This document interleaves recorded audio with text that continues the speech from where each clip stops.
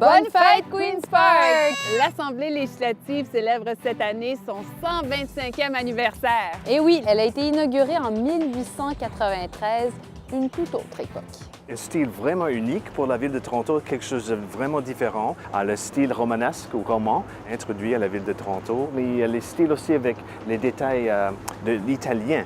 On voit les tours, les gargouilles, les détails qui tirent des Moyen-Âge. Derrière cette façade en pierre se trouvent des murs en briques. Et ces briques étaient fabriquées ici même à Toronto par des prisonniers de la prison qui se trouvait alors sur la rue Strachan, qui est aujourd'hui Liberty Village. Et Queen's Park se voulait différente. La chambre a été installée à l'avant de l'édifice plutôt qu'à l'arrière.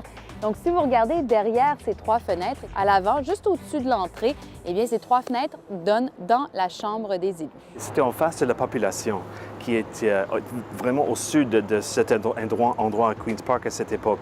Initialement, les ailes est et ouest de l'édifice étaient symétriques. Elles étaient pareilles. Tout ça jusqu'en 1909.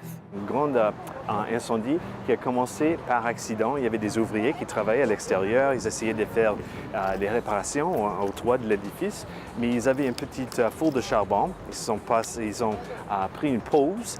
Ils n'ont pas éteint le charbon et puis les étincelles ont commencé un incendie sur le toit et qui, en à peu près 2 heures, a complètement détruit le toit et puis a continué de brûler l'intérieur de l'aile ouest. Et donc, quand l'aile ouest a été reconstruite, on y a ajouté un étage. Donc, on a gagné de l'espace pour accueillir plus de gens, mais on a perdu la symétrie. Il y a plein d'autres petits détails comme celui-là. Par exemple, devant l'édifice, on voit une rosace.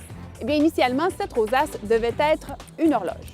En fait, c'est que même à cette époque-là, il y avait des dépassements de coûts et c'est l'horloge qui a été sacrifiée.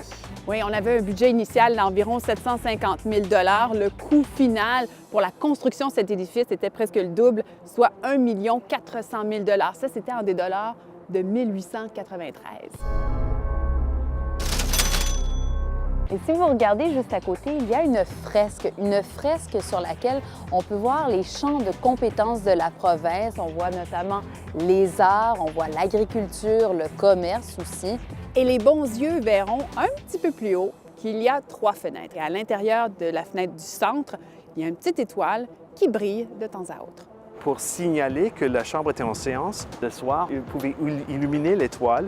Et là, on pouvait le voir tout partout au centre-ville de Toronto.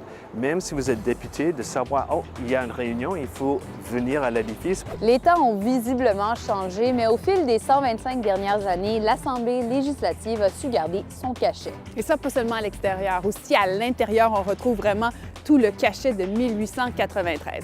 Mais ça, Ève, ce sera pour un autre épisode de Pouvoir et Parti pris. À la prochaine!